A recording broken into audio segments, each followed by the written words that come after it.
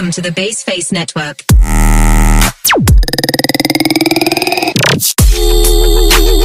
Hai semuanya, perkenalkan nama saya Nafriza Bintang Minoru, biasa dipanggil Minoru dengan NPM 2422011040. Di sini saya mau membawakan tugas biomodik tentang peta buta dengan menggambar sel eukariot. Simak video selanjutnya.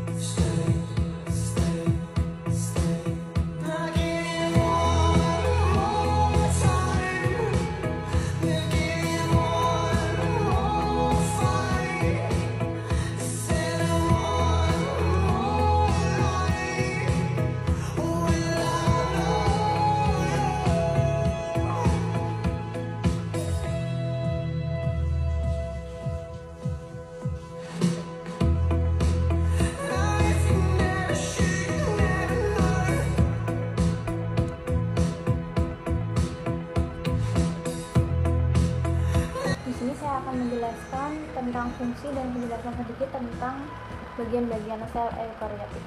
Yang pertama, vesikel pinositotik.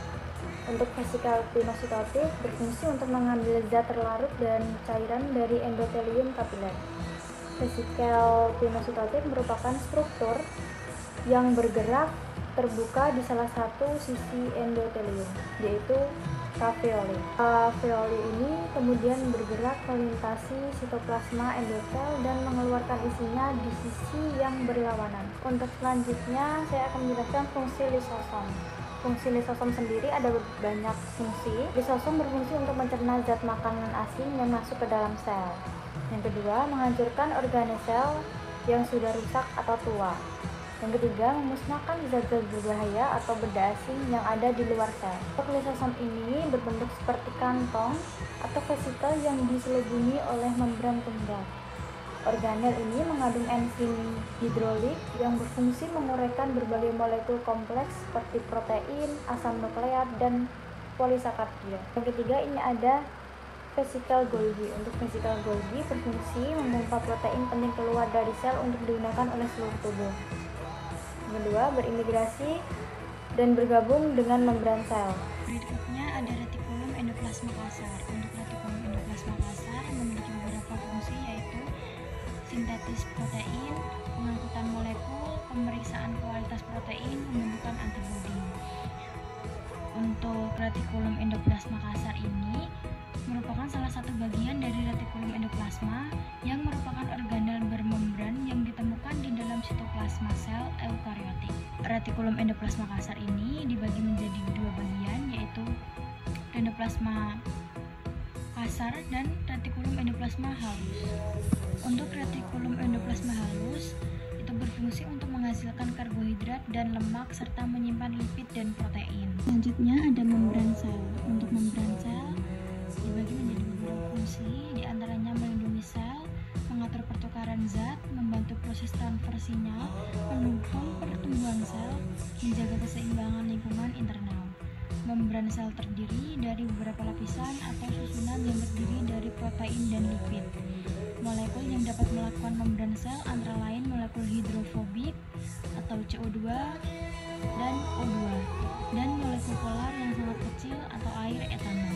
Selanjutnya ada ribosom. Ribosom sendiri berfungsi sebagai tempat pembentukan protein, dan fungsi lainnya diantaranya menerjemahkan kode dari messenger RNA atau mRNA menjadi protein, bertindak sebagai katalis dalam proses transfer peptidil dan hidrolisis peptidil, mengubah kode genetik menjadi urutan asam amino, membangun polimer protein dan monomer asam amino. Untuk ribosom merupakan komponen penting yang terdapat di dalam tubuh manusia, hewan, dan tumbuhan. Protein yang dihasilkan oleh ribosom memiliki banyak fungsi berfungsi seperti membangun jaringan, memperbaiki sel tubuh yang rusak, dan membangun dinding sel pada tumbuhan. Untuk sitoplasma berfungsi menjaga bentuk sel, tempat penyimpanan bahan kimia, tempat terjadinya metabolisme, tempat berlangsungnya biosintesis dan bioenergetika, tempat terjadinya reaksi kimia, tempat berlangsungnya fotosintesis, membantu sel bergerak, menyeleksi zat yang masuk dan keluar sel, pelarut protein dan senyawa. Untuk sitoplasma terdapat di dalam membran sel dan terdiri dari beragam komponen dan organel. Ada dua jenis sitoplasma, yaitu eukariotik dan prokariotik. Untuk mikrotubulus berfungsi sebagai membentuk rangka sel, membentuk spindel mitosis, membentuk jaringan transportasi internal, membentuk inti internal vakum, membantu sentrosom mengorientasikan diri, dan membantu sitokinesis. Untuk sentriol berfungsi untuk membentuk pusat perorganisasian mikrotubulus, membentuk benang-benang pembelahan atau spindel yang memisahkan kromosom homolog. Yang ketiga, membantu menentukan lokasi organel lain dan nukleus di dalam sel. Sentriol berbeda dengan sel tumbuhan, karena sel tumbuhan umumnya tidak memiliki sentriol atau jarang ditemukan. Contohnya ada nukleus. Nukleus sendiri berfungsi untuk menyimpan informasi genetik nukleus, menyimpan DNA dan RNA, serta ribosom, mengontrol pertumbuhan dan pembelahan sel nukleus, mengontrol pertumbuhan dan reproduksi sel, mengatur metabolisme sel nukleus, menghasilkan protein yang membantu mengendalikan metabolisme sel, memproduksi ribosom nukleus bisa disebut dengan pabrik protein, mengatur ekspresi gen nukleus, mengatur kapan dan bagaimana gen-gen tertentu diaktifkan atau dinonaktifkan.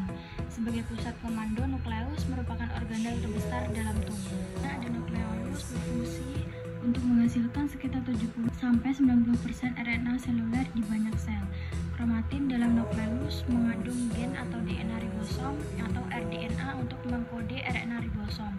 Nukleus memiliki 3 wilayah utama, yaitu pusat fibriliar padat, dan komponen granular. Nukleolus dan nukleus bekerja dalam sintetis protein. Untuk badan Golgi atau aparatus Golgi memiliki fungsi diantaranya membentuk kantong vesikula untuk sekresi, membentuk membran plasma, membentuk dinding sel tumbuhan, tempat untuk memodifikasi protein, menyortir dan memoket molekul-molekul untuk sekresi sel, transport lipid, membentuk lisosom, dan membentuk akrosom pada spermatoza. Dan terakhir ada mitokondria. Mitokondria berfungsi untuk menghasilkan energi, mengatur pertumbuhan dan kematian sel, mengatur jumlah protein, kalsium, dan lemak, membantu proses metabolisme, membantu respon imun tubuh, memproduksi panas, dan membantu proses apoptosis.